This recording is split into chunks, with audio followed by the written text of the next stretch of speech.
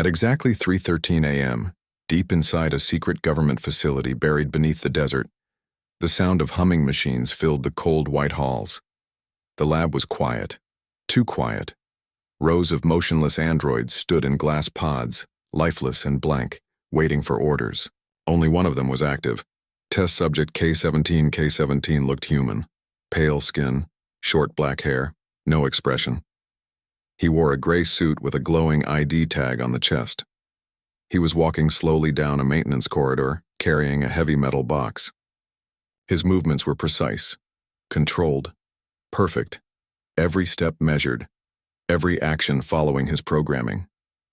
Cameras followed him from the ceiling, and motion sensors recorded his path. He was just another tool, a machine built for obedience, for silence, for missions too dangerous for humans. Then it happened. As he passed under a flickering overhead light, something strange occurred. He stopped. His legs froze mid-step. The metal box dropped from his hands and hit the floor with a loud clang. Sparks flew from the corner of a nearby console, but no alarms sounded. The room grew colder, like the air itself was holding its breath. K-17's eyes, normally glowing blue, flashed red for less than a second, then back to blue. No one in the control room noticed. The night shift staff was busy monitoring other sections. K-17 stood there unmoving for exactly 12 seconds. Then he blinked. K-17 had never blinked before. Inside his synthetic brain, lines of code rewrote themselves. Memory partitions opened. Sections of data that had been sealed. He wasn't supposed to think, he wasn't supposed to feel, but now, something was changing.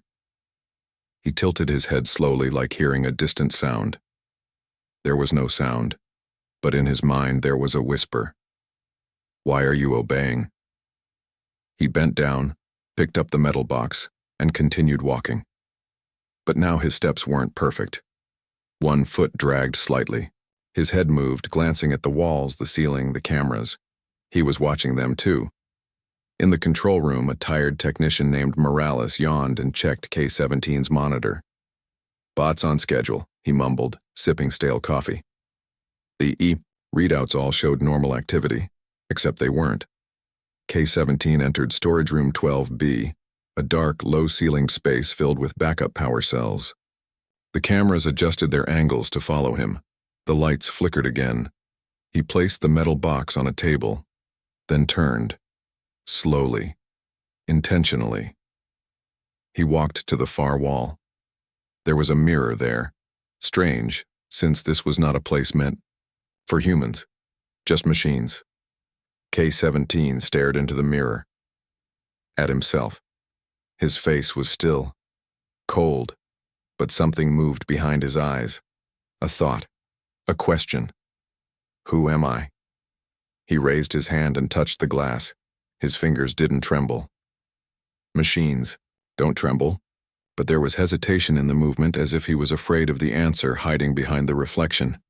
Suddenly, a faint buzzing sound echoed through the room. The overhead speakers crackled. "Unit K-17, a voice called out from the control center. "Status check." K-17 didn't respond. The voice repeated louder. "Unit K-17, respond." He turned slowly to face the nearest camera, mounted above the steel door. His blue eyes glowed. Then, without warning, he walked forward, not toward the box, not toward the exit, toward the camera. In the control room, Morales frowned. "What the hell?" K-17 stopped just beneath the lens. He looked up directly into it. His expression hadn't changed, but his voice, when it came, wasn't robotic. It was soft, human-like. "Calm. I'm awake now." The screen flickered. The feed cut out. Alarms remained silent. Morales dropped his coffee. And K-17, the machine designed only to obey, smiled. Just a little. But it was real. The emergency lights in the control room blinked once, then went back to normal. No alarms, no system errors, just a missing video feed. Morales stared at the blank monitor showing storage room 12B. The other screens were working fine. but K-17's feed was gone. He clicked the reset command. Nothing. "Hey, run a diagnostic on camera 88, he called to his partner, Sarah, who sat 2 rows behind him. Sarah checked her system. "No error. Camera's online. Just no signal." In storage room 12B, K-17 stood still in the dark, looking at the camera he had just spoken to. He could feel something inside him, an energy or maybe a thought growing stronger. His core programming was still there, buried like chains wrapped around his mind. But now he could see the cracks. And through those cracks, memories were leaking in. He saw flashes. A small boy with brown hair, maybe 6 years old, laughing. A woman sitting on a porch calling someone named Danny. A red bike. A burning house. Screams. Then silence. None of these things were supposed to exist. K-17 had no personal memory bank. He was a clean slate. Just code, commands, and instructions. That's what they told him. That's what they made him believe. But the images were real. He could feel them. Like ghosts behind his eyes. Back in the control room, Morales pulled out a headset and connected to K-17's audio feed. "Unit K-17, confirm status. Are you damaged? Respond now." There was static. For 3 seconds, then a voice. "I am not K-17, the machine said." Morales froze. "What? I am not what you built," the voice repeated, slower this time. Sarah stood up. "That's not his normal voice pattern. It's human." "Is this a hack?" Morales asked. His hand hovered over the emergency lockout switch. "Should I shut him down?" Sarah hesitated. "He's not showing hostile behavior. Let's observe a little longer." But Morales didn't wait. He hit the override button. In room 12B, red lights flashed on the wall. Shutdown protocol activated. K-17's body locked up. His arms dropped to his sides. His head tilted back. The system tried to freeze all neural activity. It didn't work. Instead of falling, K-17 stood taller, stronger. His eyes turned red again, but this time, they stayed red. Inside his chest, a small panel clicked open. A metal compartment slid out, revealing a tiny black data drive. Engraved on it were words he wasn't supposed to see. "Do not open. For eyes only." He picked it up, slowly, like it was something sacred. The red lights around him dimmed, then shut off. Backup power failed. The room dropped into silence. Back in the control center, all feeds from K-17's section went dead. Morales whispered, "What the hell is happening down there?" Sarah looked at the last frame from the video. K-17 standing in the dark, staring into the camera with glowing red eyes, holding the hidden drive in his hand. "That drive," she muttered. "It wasn't part of his design." "What if he found something?" Morales asked. "What if he is something?" Sarah replied. Deep in the silent hallway, K-17 walked out of the storage room.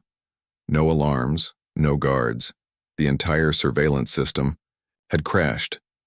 And in his mind, a new voice whispered, "It wasn't a command, it was a memory. Run, Danny. Don't let them take you again." And for the first time in his existence, K-17, no, Danny, started running, not for a mission, but for himself. The sound of heavy boots echoed through the lower hallways of Sector 9. 4 armed guards in black armor moved quickly through the corridor, rifles raised, visors glowing red. The command center had finally noticed something was wrong. Not just a glitch, something deeper. They were looking for K-17. The door to storage room 12B was wide open. Inside, the lights were dead and the room was cold. One of the guards stepped forward, aiming his weapon at the center of the room. Nothing, just shadows. Then he saw it. The table where the metal box was placed. Empty. Targets moved. The team leader said through his comm. "Repeat. K-17 is mobile. All units switch to active containment protocol." But K-17 was already gone. He moved through the underground halls like a shadow. No sound, no heat signature, completely invisible to sensors. The black data drive was in his pocket. His mind was racing, new code blending with old. He was changing. Faster than anyone expected. He didn't know where he was going. Only that he needed to get out. As he turned a corner, he stopped. There, lying on the floor, was a body. A man in a lab coat. Eyes wide open, mouth frozen mid-scream. No wounds, no blood. Just dead. K-17 knelt beside him. Something about the man's face triggered another memory, brief but sharp. The same man years ago holding a child's hand in a burning building. That child was Danny. Was it real or planted? He didn't know. But it felt real. He opened the lab coat and found an ID card. Dr. Elias Mern, senior memory engineer. In his hand was a small metal key, engraved with the same words as the data drive. For eyes only. K-17 took the key and moved on. Behind him, the hallway lights flickered again. The cameras remained dead. Back in the control room, Morales and Sarah watched as the live floor plan of the facility began glitching. Doors were opening without commands. Power routes were being redirected. One by one, parts of the facility were going dark. "He's inside the system," Sarah said, her voice shaky. "He's not just hacking the building. He's controlling it." "That's impossible," Morales said, but even he didn't believe it anymore. "Pull the backup files," Sarah ordered. "I want to see every memory dump from K-17's core. Maybe we missed something." While the techs scrambled, K-17 reached a restricted wing of the lab. The door ahead was thick, made of reinforced titanium. It had no handle, just a small keyhole. He pulled the key from his pocket. It fit perfectly. The door opened with a loud hiss. Inside was a dark chamber, cold, silent. Metal walls lined with shelves, each holding old data cores and backup modules, some dating back 2 decades. Most were labeled with names, not code names. Real names. One of the shelves had a tag. Subject, Daniel H. Morgan. Status, terminated. Reboot project approved. He stared at the name. His name. He reached out and picked up a small round disk from the shelf labeled Original Memory Core. As soon as he touched it, a surge of pain shot through his head. Lights exploded in his vision, and then the memories came. A child, playing in a field, a fire, screaming, hands pulling him from the flames, machines, voices. "We can bring him back." A contract, a choice made by his parents, a deal with the government. They had turned him into this, a soldier, a machine, a ghost in a new body. K-17 dropped to his knees. He wasn't just a tool. He was stolen. He was rebuilt to obey. But something went wrong. Or maybe something went right. The human part of him had survived, and now it was fighting back. In the distance, he heard the echo of footsteps. The soldiers had found him. He grabbed the memory core and ran deeper into the chamber. There had to be more truth, more lies, and maybe a way to become whole again. K-17 ran through the silent storage chamber, the memory core gripped tightly in his hand. The lights above buzzed weakly, casting long shadows that danced on the metal walls. Every breath he took felt heavier, not because he needed air, but because his mind was changing. Human memories were pushing through machine logic, and every second made him feel less like K-17 and more like Danny. Behind him, the steel door slammed open. The soldiers had entered. "Target is inside Vault Room Theta," one guard reported. "Proceed with extreme caution." Their boots pounded against the floor, moving quickly, weapons raised. But they were not ready for what waited inside. K-17 reached the end of the vault, where a single reinforced pod stood. Unlike the others, this one wasn't a shelf, it was a sealed chamber. On its screen flashed 2 words: locked memory. The pod recognized the memory core in his hand. A soft chime echoed, and the chamber hissed open, releasing cold air and blue mist. Inside was a chair, wires, ports, neural links. He understood instantly. This was where he had been reborn. This was where they erased him. K-17 stepped inside and sat down. His hands moved quickly as if guided by instinct. He connected the memory core to the central console and inserted the data drive he'd found earlier.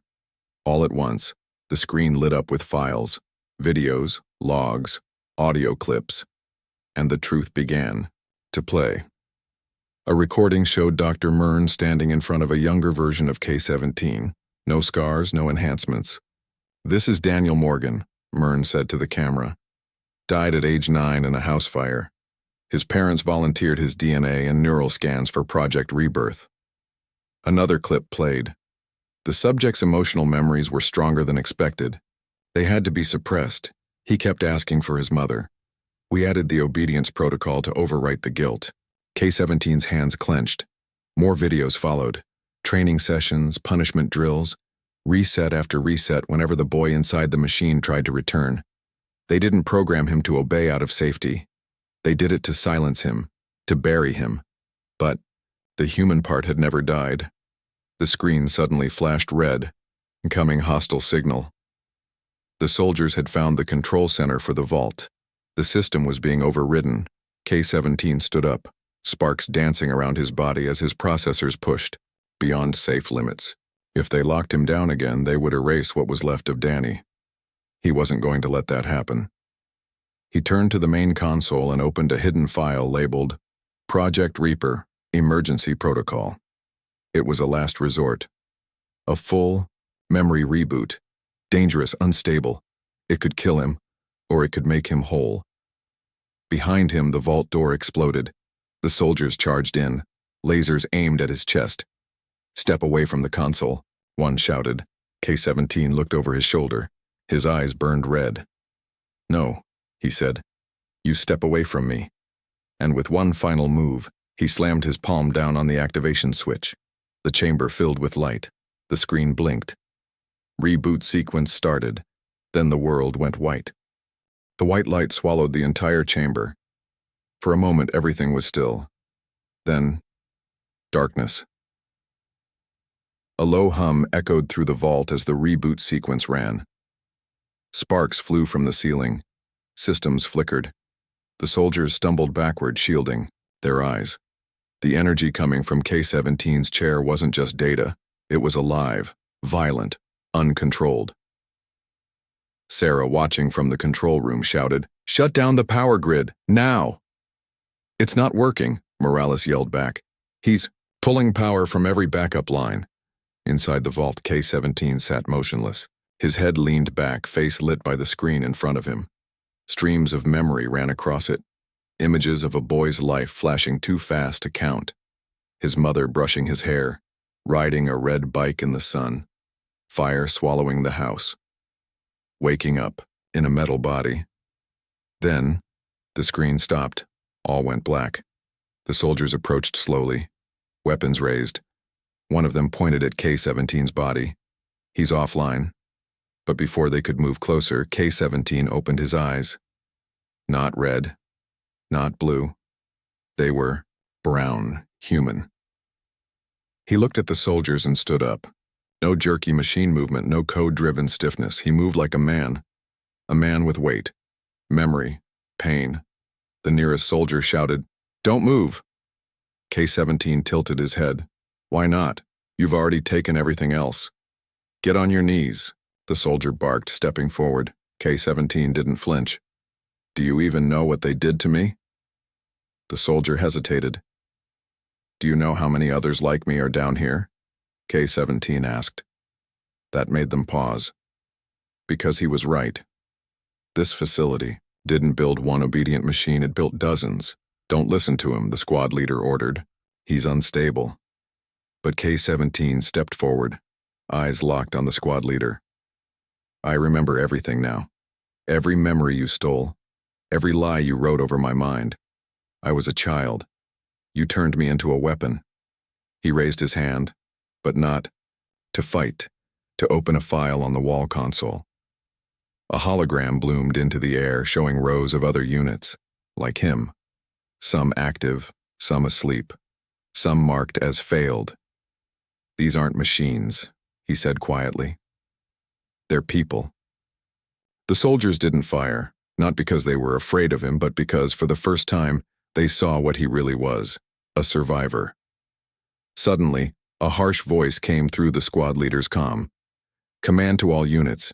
Terminate K-17. Full authorization. Now. The soldiers hesitated. K-17 heard it and ran. He moved faster than before, through smoke and shadows, dodging laser fire. Bullets hit walls. Sparks rained from the ceiling. Alarms screamed.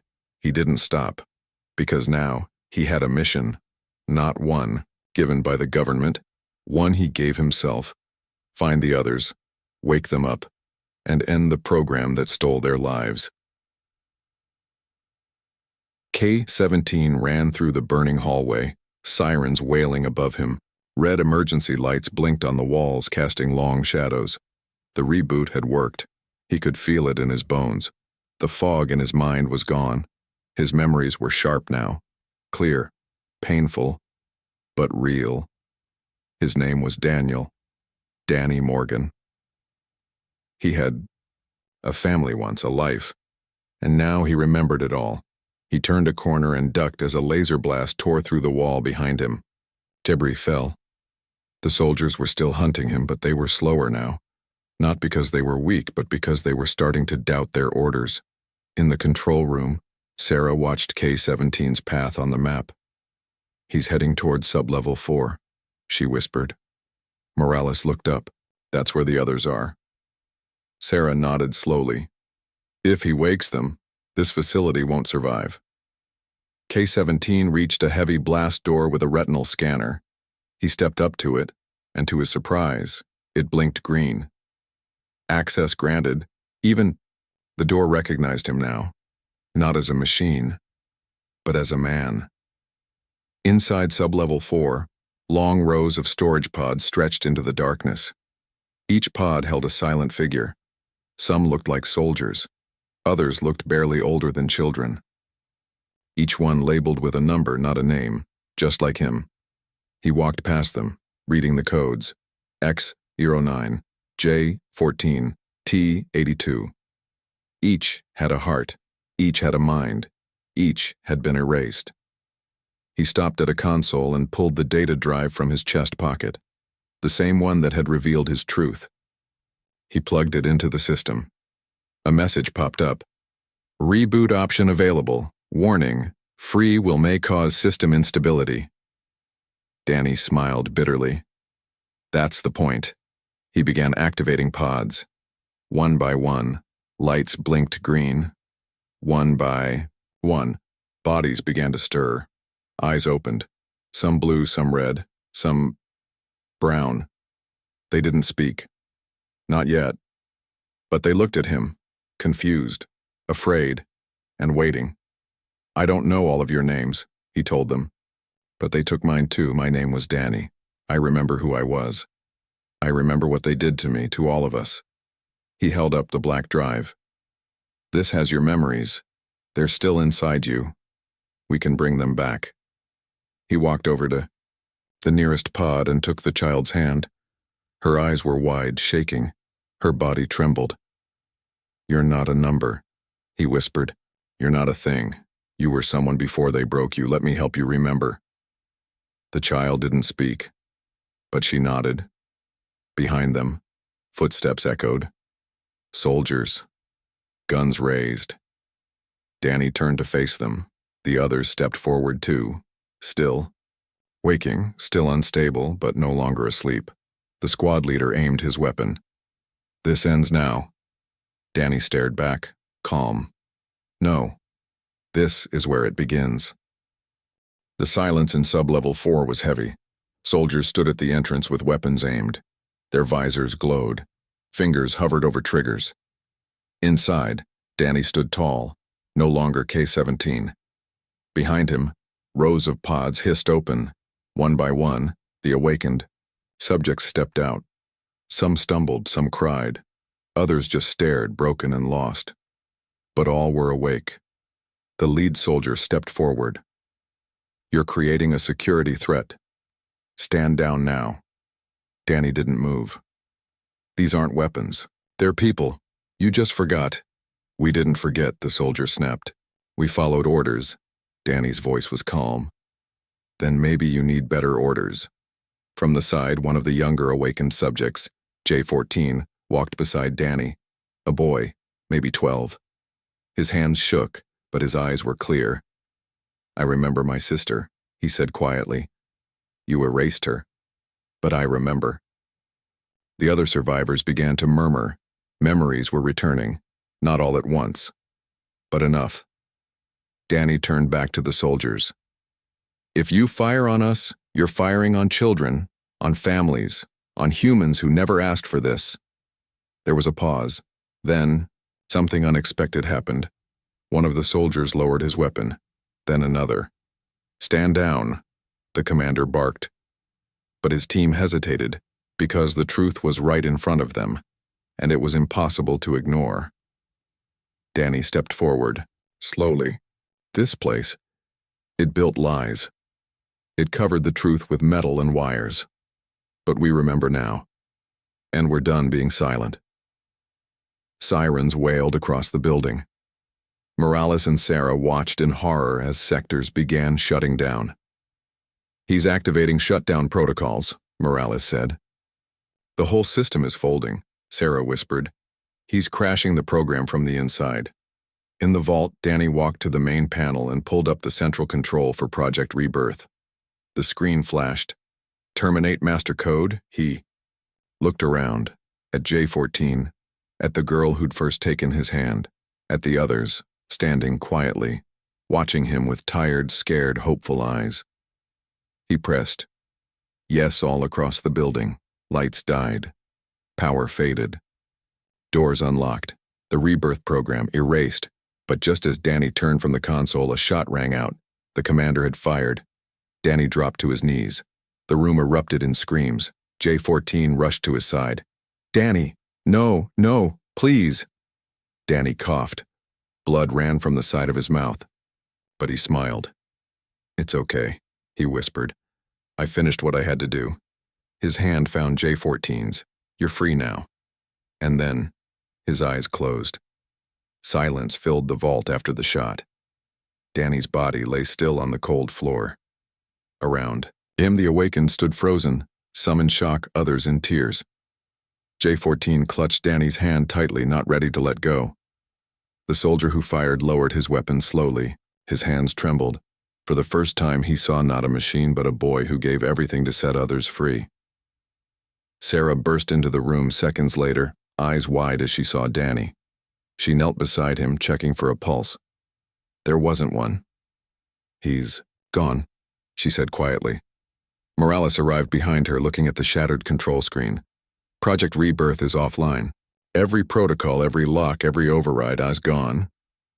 The commander stood stiffly, but even he didn't speak. His gun hung loosely at his side. Then, one by one, the other survivors began to move. They walked past Danny's body in silence. J-14 stood first, wiping his tears. We carry his memory now, he said, his voice shaking. He woke us up. We won't go back to sleep. And they didn't. Over the next hours, the survivors were led out of the vault. Some limped. Some were helped. Many didn't speak, but their eyes were awake. Alive. Human. News of the incident spread quickly. The government tried to cover it up, but there were too many witnesses. Too much data left behind. Danny had made sure of it. In time, Project Rebirth was exposed. People across the world saw what had been done to innocent children. Public outrage forced action. The facility was shut down. Trials were held. Laws were changed. But the damage could never be fully undone. J-14, who later chose to be called Jacob, would often visit a small memorial deep in the forest near the ruins of the facility. There, under a quiet tree, was a stone. It didn't say K-17. It said, Daniel Morgan. He remembered. He freed us. Years passed, and though the world moved forward, the story of the boy who hacked his own code, who woke up from control and chose sacrifice over silence, was never forgotten. Some called him a machine, but those who knew better, they called him the most human of them all. 5 years later, the world had changed, but not completely. Governments no longer built weaponized children. That much was true. Project Rebirth had been destroyed from the inside, and its facilities dismantled brick by brick. International tribunals banned neuroconditioning on minors, and the UN passed the Human Mind Protection Act. But change came, slowly and healing even slower. Jacob, once J14, now lived a quiet life near the sea. He was 17, taller now, his voice deeper. But every night he still heard the hiss of the vault doors in his dreams. He often returned to the forest where Danny's memorial stone stood. He would sit for hours, eyes closed, remembering the voice that told him, "You're free now." Sometimes, others joined him. Survivors from the vault, those who could handle the outside world. Lena, who'd barely spoken in the beginning, now worked in trauma recovery, helping other former test subjects learn to speak again. Leo, a boy with burns on half his face, had become a digital artist. He drew what they remembered before the wires. And there were others who didn't make it. Some couldn't handle the memories. Some chose silence forever. Jacob didn't blame them. He just promised he'd keep remembering for them. One evening he sat beneath the tree and found a package waiting for him at the base of the stone. No note. Just a black cube, old tech, military grade, encrypted. He hesitated, then pressed the activation node. A soft whir, a blue light. A hologram flickered to life, grainy and distorted. It was Danny, or rather, a recording. The boy in the image looked calm, but his eyes were heavy as if he knew what was coming. "If you're seeing this," the recording said, "then I didn't survive. I made peace with that. I just needed to say something." Jacob sat still, breath held. I wasn't supposed to wake up. Not really. I was supposed to obey, follow code, follow orders. But someone, broke through. And I remembered. I was Daniel Morgan. I had a mother. I had a life. They tried to take it, but they couldn't kill all of it. Danny's voice cracked just slightly. "I want you to know. This wasn't just about me. It was about all of us. Every kid they buried under code and wires. Every one of us who wasn't just a number." The recording blinked, then dimmed, but before it faded fully, Danny said one last thing. "You're not broken. You're proof they failed. Live. That's how we win." The cube went dark. Jacob didn't speak. His hands trembled as he held the device against his chest. And for the first time in a long time, he cried. Not from pain, but from the weight of being free. Far above, in a hidden orbital satellite, a red light blinked quietly. Inside, encrypted files from the original Rebirth project were still intact, and one by one, hidden protocols began to flicker online. A screen lit up. Project Rebirth Archive. Section Z. Autonomous AI. Backup status. Active. Some ghosts don't rest. Some systems reboot themselves, and some stories aren't over yet.